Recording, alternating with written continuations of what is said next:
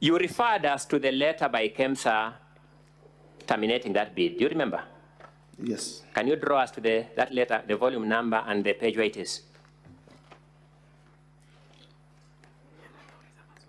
And counsel is talking to the witness, and you can see he's actually answering the question. He's a junior colleague. He's engaged in extremely unethical behavior that should not be done in a small claims court. Forget about a country's Senate. You've seen it with your own eyes. Counsel for the Deputy President, I cannot hear exactly what was exchanged there.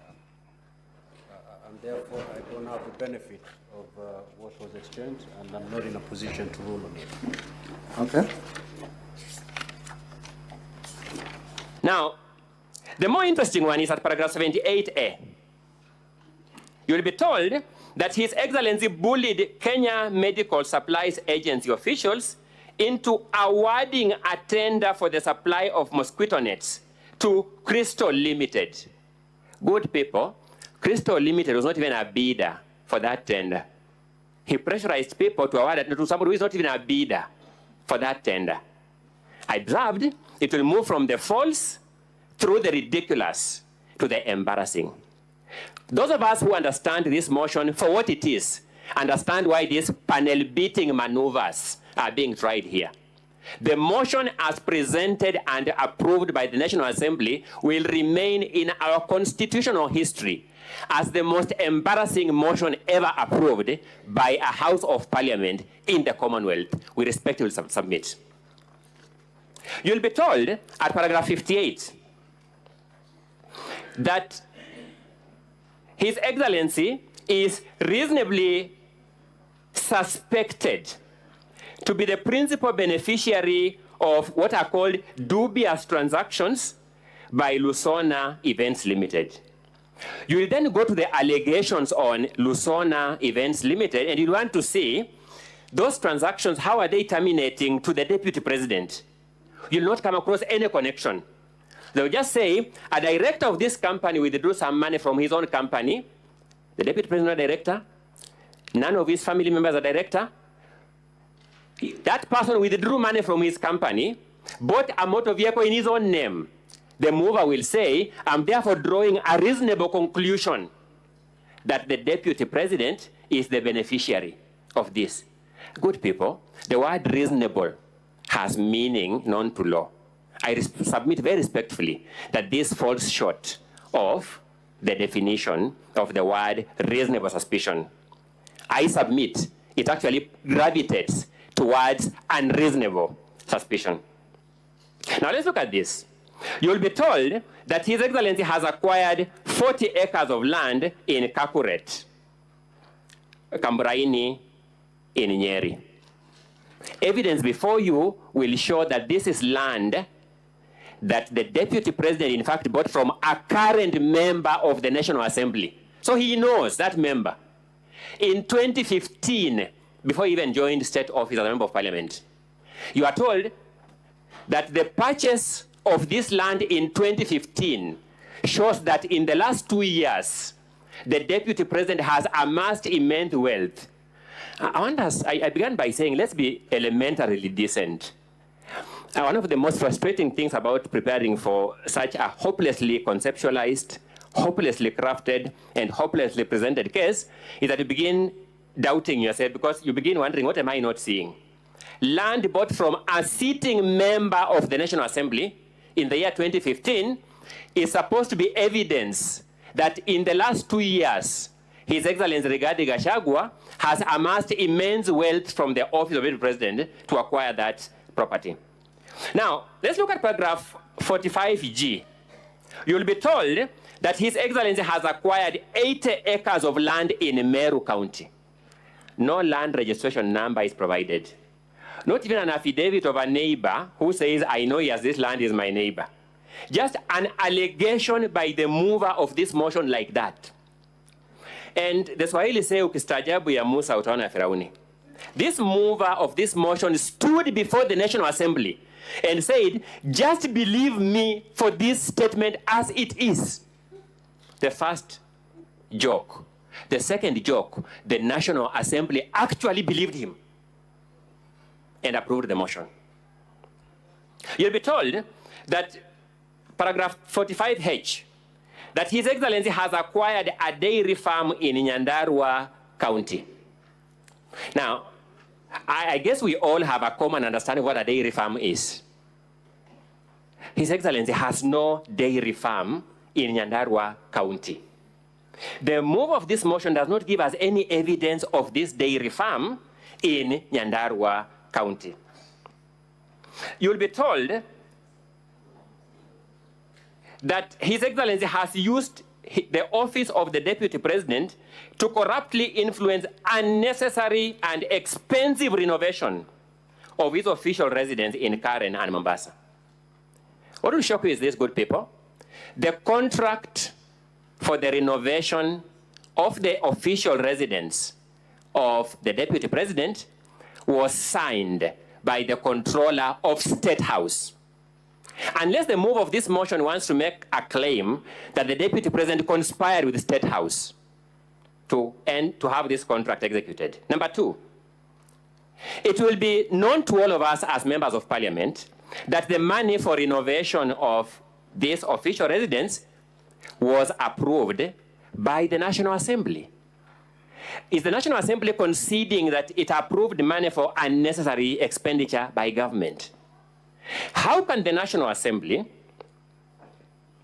approve money for use for renovation of the residence of the Deputy President, then after that money is used for the intended purpose, the renovation of the official residence of the President, now drag the Deputy President for impeachment for the reason of that renovation? I said it will move through the ridiculous to the embarrassing. You'll be told that the Deputy President has a helicopter landing facility at his land, Ruguru, Kiamariga, 1223 in Madeira. The Deputy President simply has no helicopter landing pad on that farm, a small parcel of land with napier grass, unless the mover of this motion can now convince us that new technology has emerged, that napier grass is the constructing material for landing pads for aircrafts. That's the only way it can make sense. But because it doesn't make sense, good people, you'll agree with me, it moves from the false through the ridiculous to the embarrassing. Now let's deal with it. You'll be told the Deputy President has amassed a wealth portfolio amounting to 5.2 billion shillings. Elementarily, we must then look at the particularization. Tell us which one is what plus which one is what plus which one is what to amount to this 5.2 billion. This figure, the origin, is only known to the mover of this motion. There is nothing on the body of the motion. There is nothing in the documents attached to the motion. There is nothing in the video clips to be played by the mover of this motion that tells us mathematically how he arrived at this figure of 5.2 billion shillings. Then when the charges were read, distinguished senators, you had some 22 companies being read one by one. Thank you. 22 companies. A number of things will surprise you. You'll just find a company listed called Spiritway Limited.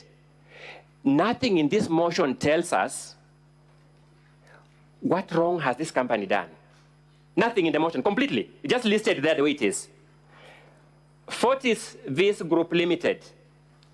Nothing in this motion tells us what wrong has Fortis Vis Group Limited done. They're just companies whose names have been listed, and we have spent the taxpayers' money this afternoon listening to these companies' names being written with nothing in this motion telling us. So what wrong has Dorcas Rigadi Foundation done? What act are you complaining of for that company? What omission are you complaining of in respect of that company? Heartland Supplies Limited, you just find a name of a company there. No wrongdoing is alluded to it. No allegation is made against it. They're just companies thrown there. Distinguished senators, the Romans called their assembly, which was the equivalent of this Senate, the patres. It was an advisory council. That name was derived from an old Latin word meaning father. Senate derives its name from the Latin word senex, meaning old man. All these words are supposed to address the sagacious, the state of wisdom of the Senate. If this Senate lives true to its historical origin as the patres, if this Senate lives true to its Latin origins as the senex, the old man, the wise man, it will see through these lies, it will see through this ridiculousness, it will see through these embarrassing statements. If time were to permit, I will take you through other allegations that meet the same test of falsehood, ridiculousness, and embarrassment. Fortunately for us, the rules of procedure permit us to cross-examine the move of this motion and the respective witnesses as a way of bringing forth these lies much more clearly. We shall do that when the time presents itself. At the end of it all, we shall beseech you to do two things: to be true to your oath of office as senators, to be true to your oath of office as senators, to pour through this evidence, to listen keenly to this evidence, to make a decision premised on the evidence as tested here in cross-examination. And if you do that, we have no doubt in our mind, you will reach the same conclusion that what has been presented before you as a most consequential motion, perhaps in our lifetime, is false, is ridiculous, is embarrassing. I rest the governor's opening statement. That is the Deputy President Council. It's not the governor. My apologies, Mr. Speaker. I have been here multiple times on governance, and I think that is what was reigning in my mind. I rest the Deputy President's opening statement.